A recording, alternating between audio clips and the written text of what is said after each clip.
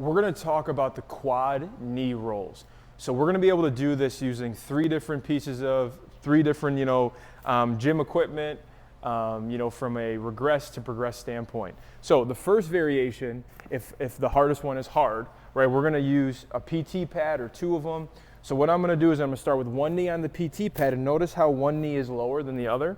And what I'm gonna do is have that rounded back, and I'm gonna pull that knee up and then push it back down.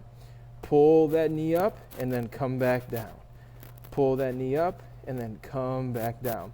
So that's gonna be the first variation. Remember, when we do this, we need to start in this nice little posterior pelvic tilt, okay? So I pull it up, come down, right? So we have some external rotation, then we have some internal rotation.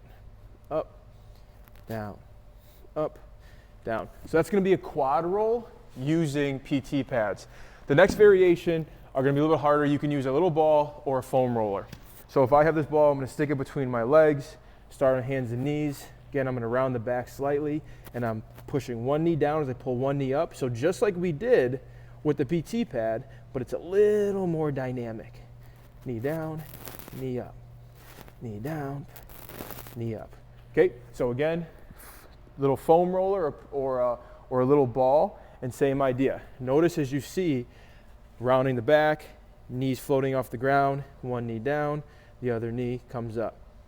And you're gonna have this, and I don't wanna see this shift, right? You shouldn't have this shift left to right. You should be able to just let the knees come up and down.